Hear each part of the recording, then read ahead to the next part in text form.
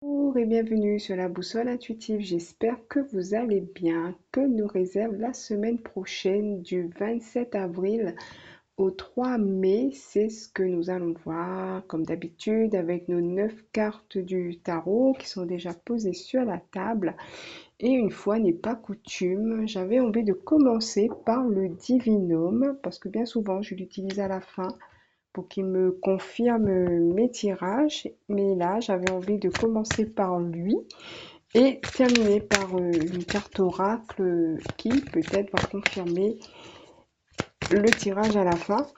Alors, on va commencer pour la semaine du 27 avril au 3 mars. Le 3 mai, pardon. Alors, on a la carte 35. On va prendre le petit livret. On nous parle ici de projet d'enfant, de fécondité ou de grossesse. Un nouveau projet voit le jour et vous pousse à devenir une meilleure version de vous-même. Cette carte peut également concerner un enfant qui occupe vos pensées ou le besoin de vous reconnecter à votre enfant intérieur pour le réconforter. Si vous désirez agrandir votre famille, une période de fécondité s'annonce pour vous.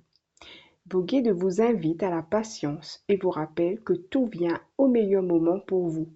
Vous pourriez apprendre prochainement une grossesse qui vous concerne ou qui concerne une personne de votre entourage. Alors, ça va nous parler de fécondité, d'enfants, de grossesse ou de projet pour que ce soit plus général. En tout cas, on voit ici que c'est quelque chose de totalement nouveau qui pourrait nous concerner ou concerner quelqu'un de notre entourage. On nous parle aussi peut-être d'un besoin de nous reconnecter à notre enfant intérieur. Bon, en tout cas pour cette semaine, il y a quelque chose, on va dire, de nouveau qui va commencer. On va regarder ce que nous disent les cartes du tarot. Alors la carte du milieu, nous avons la jolie carte de l'As de coupe.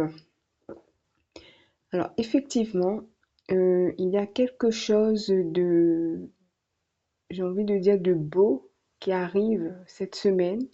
Bon, évidemment, c'est un tirage général, donc on ne prend que ce qui résonne avec notre situation. Donc c'est comme si quelqu'un ou quelque chose vient apporter, euh, on va dire peut-être une petite graine à nos projets, à nos intentions. Ça peut être aussi quelque chose qui a de la valeur pour nous et qu'on va faire prospérer. Alors là, c'est le denier que tient le corbeau qui me fait dire ça.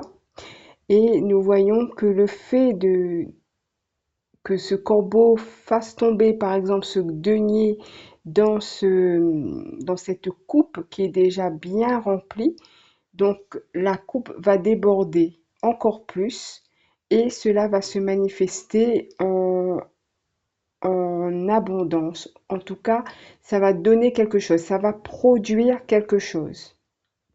Alors, nous allons voir ce que nous avons à gauche. Nous avons tempérance. Alors, avec tempérance, elle a aussi deux coupes.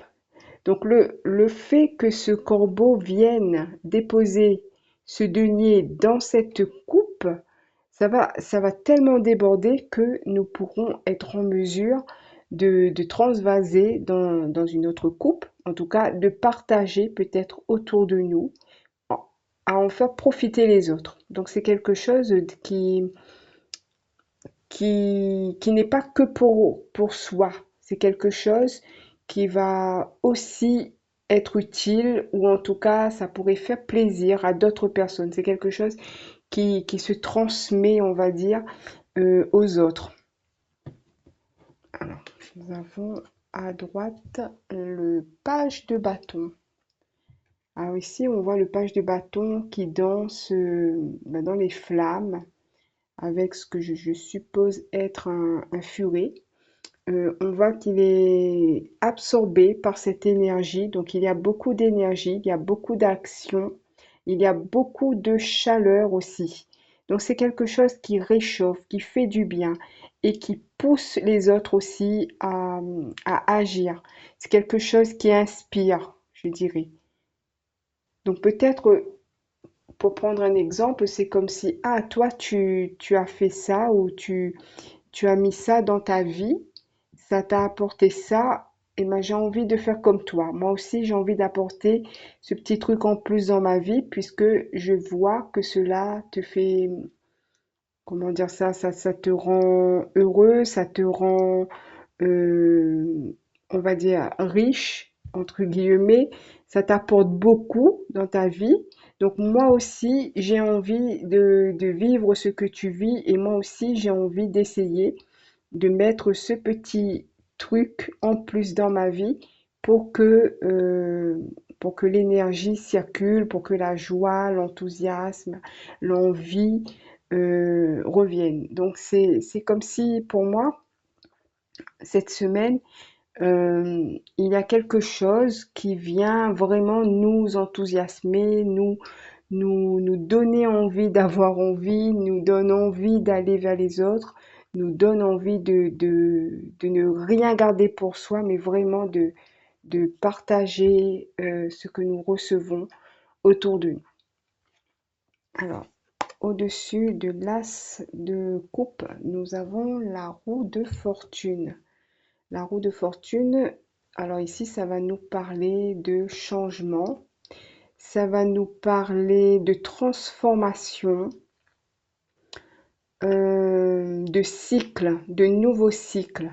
Donc effectivement, il y a quelque chose qui commence à partir de maintenant, à partir du moment où ce quelque chose, ou cette personne, ou peu importe ce que c'est, entre dans nos vies et vient modifier positivement notre quotidien, nos habitudes, etc. Donc là, nous entrons dans une nouvelle phase, dans un nouveau cycle, peut-être une nouvelle saison aussi. Donc voilà, donc il y a quelque chose en tout cas qui est nouveau ou qui se renouvelle. Alors en dessous, nous avons le 4 de Pentacle.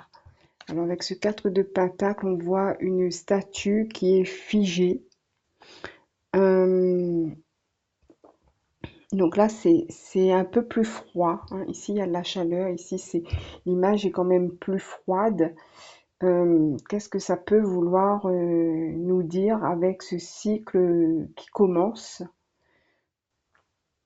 Alors c'est comme si on me disait que c'est pour un temps. Voilà, c'est quelque chose qui va être dans la durée et et qu'on aura envie de protéger aussi. Donc on aura envie de partager, mais on aura aussi cette envie de protéger. Donc peut-être de ne pas offrir ce que nous avons reçu à n'importe qui. Donc nous devons peut-être choisir les personnes avec qui nous partageons euh, ce nouveau projet, cette nouvelle idée, ou voilà, peu importe ce que c'est.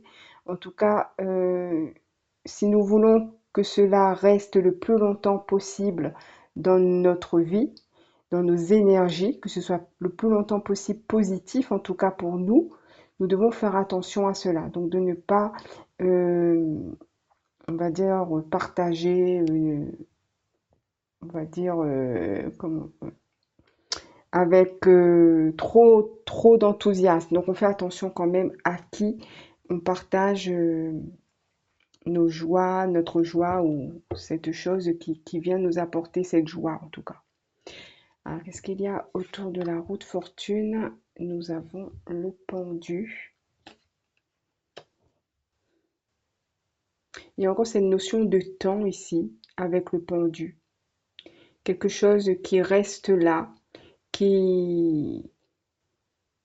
Alors on me parle ici de maîtrise. Alors si nous arrivons à maîtriser cette... je ne sais pas comment appeler ça, donc on va dire cette énergie, euh, ce don quelque part qu'on nous fait, Si on arrive à le maîtriser, on pourra le garder le plus longtemps possible. Ça pourra rester le plus longtemps possible dans notre vie. Alors là, nous avons le 2 de bâton.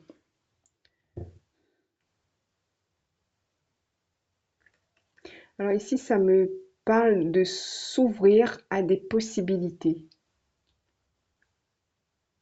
de se sentir prêt ou prête à s'ouvrir à d'autres possibilités. Donc ici, on me fait référence aussi aux pages de bâton.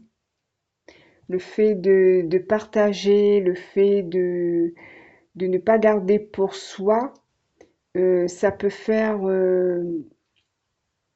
quelque chose de plus pour nous-mêmes, mais aussi pour les personnes qui sont avec nous dans ce projet.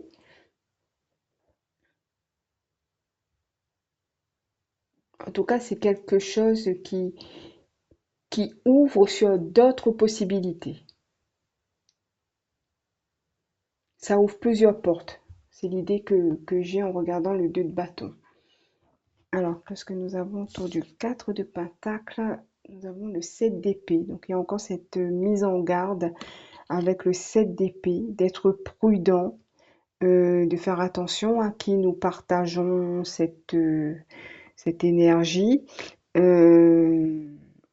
parce que nous pouvons, si c'est une nouvelle idée, par exemple, nous pouvons nous la faire voler, par exemple, hein.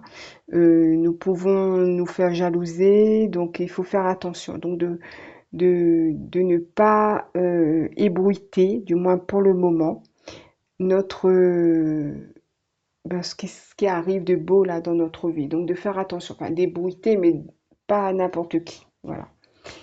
Donc on regarde le 4 de pentacle, nous avons à côté la justice.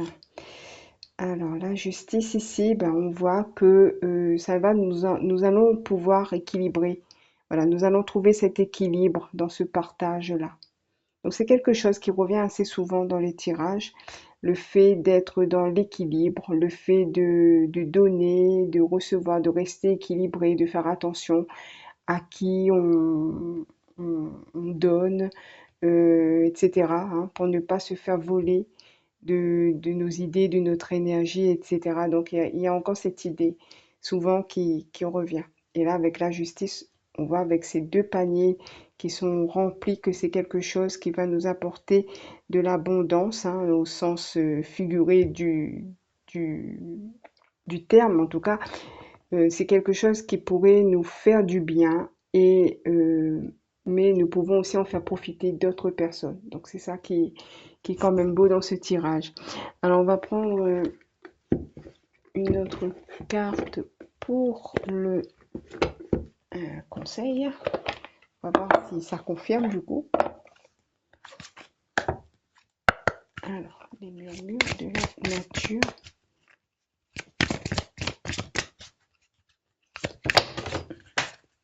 Ok, alors je crois qu'il y en a plusieurs qui sont tombés. Je remets.